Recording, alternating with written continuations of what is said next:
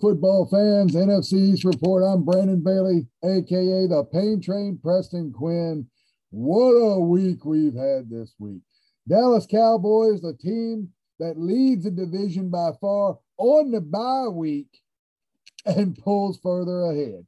Unbelievable weekend for the NFC East, the most storied division in all of the National Football League. Now we're going to start the New York Football Giants. Daniel Jones finally gets to play a game without a concussion, and boy, he made it count. Big Daniel Jones going out there, 23 of 33, 203 yards and a touchdown. Very efficient game with his man Slayton catching 5 balls on 9 targets for a total of 63 yards. He's the one that led it. So kudos to the Giants defense on keeping Sam Darnold, who has really crashed back down to earth, at a mediocre 16 of 25 for $111 and an interception. Not even a touchdown. Those are old Cam Newton numbers right there. And then they bring in Carolina trying to get some kind of a spark, bring in former XFL star P.J. Walker gets in there, and he goes 3 of 14. That's right, 3 of 14 with a whopping 33 yards in there. The Giants rolling over the Carolina Panthers to get their second win on the season, bringing their mark to a whopping 2-5. 2-5, the New York Football Giants. They're right back in the hunt, ladies and gentlemen. The Football Giants, right back in the hunt. Now we take it to HTTR. The Washington football team, and they laid host to a bad man. The bad man has come to Landover, Maryland, Aaron Rodgers. And just like last week, the Washington football team kept it close in the first half and completely imploded. They made it to the red zone at least 3 times, coming away with only 3 points, and only a bad football team can do that. Taylor Heineke, I tell you, people wanted me, they wanted me to give the Brute Award to Taylor Heineke, and everything I saw, Taylor Heineke played tough.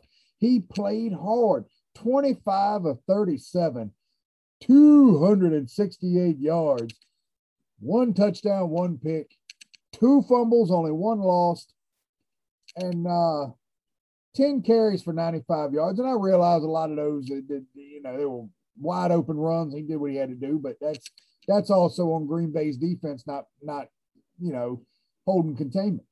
Excuse me. I swear they're not boring me. It just, it happened. One thing that is a blessing for the football team is Terry McLaurin. Scary Terry, 7 catches, 122 yards on 12 targets. The issue I'm having is that's all they had. There is no running game. There's nothing. Humphreys, I think it's Humphreys. He stepped up pretty good. He played, he played some, and he caught some balls, but Heineke is trying to force passes to Terry McLaurin, and that's a big mistake. McLaurin did drop a touchdown, and he's got to shore that up. That's some of the stuff I complain with CeeDee Lamb. I think there's some fundamentals there, every once in a while that get thrown out the window for superstardom. But regardless, that bad man was in town. That bad man, Aaron Rodgers, 27 of 35, 274 yards, 3 touchdowns, and no interceptions as Green Bay comes into Landover and rolls over the football team. That drops the Redskins to 2-5. I called them the Redskins. I swear I do that that drops the football team. Please don't cancel me. Lord knows. That drops the football team to 2-5, and they join the cellar with the New York Football Giants. Speaking of the cellar, let's move on to Fly, Eagles, fly to another hard loss. I swear I almost sing it every week. Every week, it's almost like I get to sing Fly, Eagles, fly to another hard loss. And this week is no different. Jalen Hurts supposed to be the truth. And I've had people telling me, even to this point, before this game, Jalen Hurts is the truth. Give him some time. Do this, do that. I'm going to tell you a few things about Jalen Hurts, ladies and gentlemen. Jalen Hurts, 18 of 34, barely 50%. 236 yards, almost all of them after the half when you're down by 3 to 4 scores. Ladies and gentlemen, if you don't know, that's called garbage time. When the other team just sits back and prevents the big play. Jalen Hurts racked up yardage in garbage time. 2 touchdowns, no picks, 1 awful fumble. Here's what I saw, and the Eagles just, their defense just got routed. I'm actually going to pull up for some unknown reason. I was so excited. I was so excited to get on here and to talk about the atrocity that is your football teams when you're not the Dallas Cowboys. They allowed Derek Carr, who's a great quarterback. They allowed Derek Carr to go 31 of 34. He missed 3 passes, folks. 31 of 34, 323 yards, 2 touchdowns, and one of those passes was an interception that he missed. This was a hard decision today. Jalen Hurts under duress is a very bad quarterback. And what I mean by that is trying to do the miracle things and not living to fight another day. Being sacked, falling down, and just throwing a ball up to a receiver that's standing there and the receiver gets killed. Hurts has to remember, live to fight another day. And his coaching staff should be on him about that. But there's nothing that I'm seeing that says that Jalen Hurts is the future of this franchise. I hope he is. I hope they pay the man, and I hope they keep him for 20 years so that they can never be relevant. But regardless, Jalen Hurts is not, I have decided he is not getting the Brood Award. The whole Philadelphia defense. You already know. You already know how stinky your defense is. And it smelled even more musty and garbagey than it had. We're going to splash some brute on the Fly, Eagles, fly, Philly defense. All of them. There you go. You want to say, here, slap some? There you go. All of them getting it. Horrible garbage for a garbage team. The Philadelphia Eagles. So, I'll be honest with you. There's not a lot to look at here. You have the football team who was destroyed. You had the Eagles who was destroyed. And you had the G-men who came out there against Carolina, who, yes, they're falling off the rails. I get it. They're not the 3-0, 4-0, whatever they were, the 3-0 team that they were earlier. But the G-men went out there and they handled business. 2-5.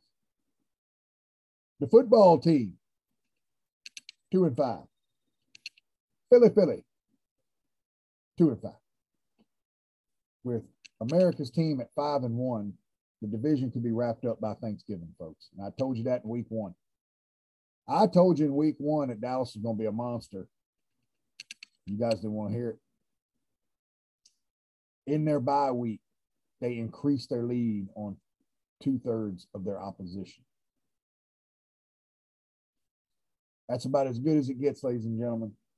So the brutal war, once again, Washington football team. I mean, good Lord. brutal war, Philadelphia Eagles defense. That's 2 weeks in a row. I try to put it on the Washington team. I'm sorry, Redskins. I'm sorry, football team. I'm sorry. I'm looking through some more of my notes here. Goodness gracious. Does anybody want to talk about the Kansas City Chiefs? Patty Mahomes, his trickery has been duly noted by defenses across the National Football League, and it's slowing him down tremendously. And I am a big fan of Patty Mahomes, but Patty has been getting tore up. Tennessee went out there and worked Kansas City. Now Kansas City, worst defense in football. And that's going to be, even if they were to get it back on track, that'd be their downfall this year. Kansas City is not a threat to go anywhere in the playoffs if they make it. The Rams were not very impressive today against the Lions. I'm trying to cover the teams, that look like they might be going to playoffs. There was a lot on there, Goff and Stafford playing their former teams, there's a lot of that, but you would have thought the Rams would have went in there and kind of roasted the Lions, but they did not. They beat them. They put them away, but wasn't as bad as I thought it was going to be. New England just lambasted the Jets. That was ugly. And of course, I didn't start Mac Jones in my fantasy league.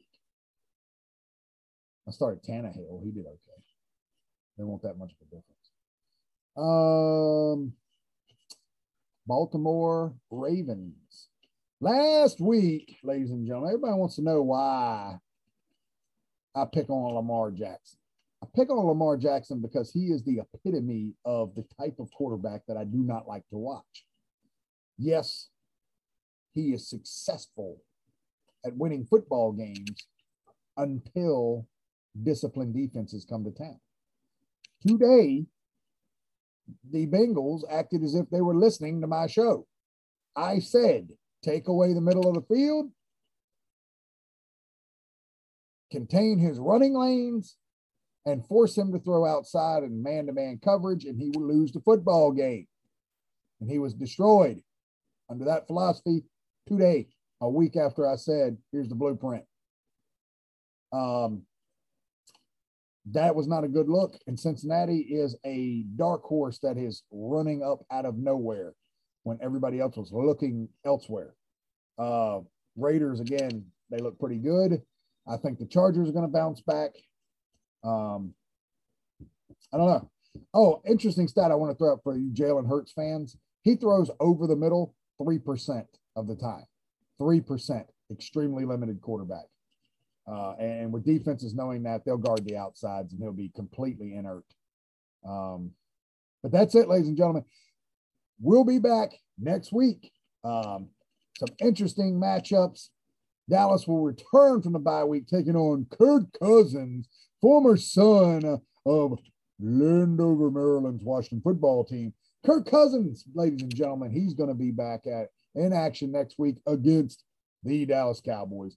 And we get to see then, that Dallas bouncing after the bye week. Minnesota is an interesting matchup. And that one bothers me. It's kind of for something in the back of my head kind of bothers me a little bit about that game. But if Dallas is for real, they'll go in there and take care of business. So that's been your NFC East report, ladies and gentlemen.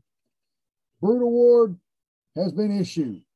Philadelphia Eagles defense. And remember, if your room is stinking, you ain't shaved, you ain't hardly showered because you've been laying around watching football all day.